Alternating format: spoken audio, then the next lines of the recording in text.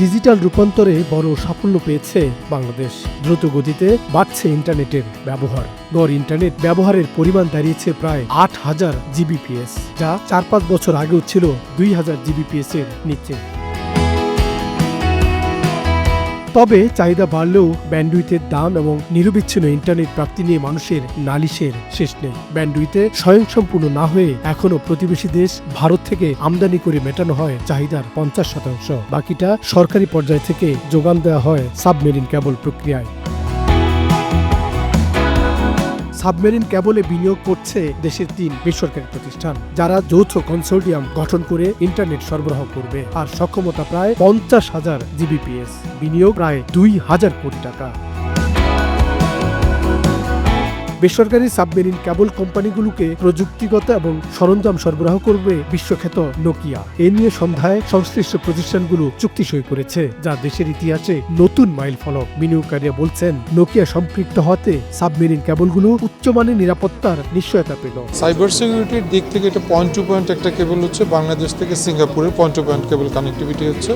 এখানে অন্য কোনো দেশ কিংবা অন্য কোনো ব্রাঞ্চ কেবল এটার সাথে কানেক্টিভিটি থাকবে না। Since it's point to point cable, cyber সিকিউরিটির দিক থেকে আমরা আরেকটা স্টেপ এগিয়ে আছি। আয়োজকরা বলছে ২০২৭ সালে বাংলাদেশে ব্যান্ডউইথের চাহিদা বেড়ে দাঁড়াবে প্রায় ২০,০০০ জিবিপিএস, আর আগামী ৫ বছর পর তা বেড়ে দাঁড়াতে পারে ৫০,০০০ জিবিপিএস। তাই উচ্চ চাহিদা মেটাতে সাবমেরিন কেবলের বিকল্প নেই। সব ঠিক থাকলে আগামী বছরের এপ্রিলের আগেই ইন্টারনেট সরবরাহ করতে পারবে তারা। ইনভেস্টমেন্টের ডিপেন্ডস অন দ্য হচ্ছে গিয়ে ক্যাপাসিটির উপর। যেহেতু আমরা বলছি যে এখন আমরা ৫০ টিবিপিএস দিয়ে শুরু করছি, বর্তমানে যে টেকনোলজি অ্যাভেলেবেল আছে এক রকমের ইনভেস্টমেন্ট হচ্ছে।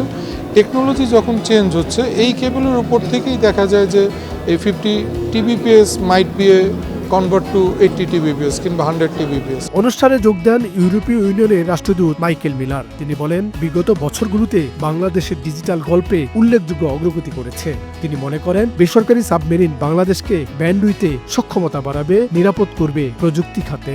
And providing training so that women, young people and SMEs may access the benefits. In short, moving infrastructure, rules and skills forward simultaneously. So, in closing, congratulations once more to Nokia and the BPCS consortium. This project is a strong signal of confidence in Bangladesh's digital trajectory.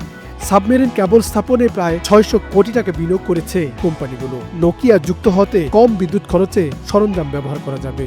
একই সঙ্গে data centre স্থাপনেও জায়গা লাগবে কম, সার্বিক ব্যয় কমে যাবে, আর এতে মানুষ আরো কম দামে ইন্টারনেট পাবে। সাইদ আরমান, নাগরিক, ঢাকা।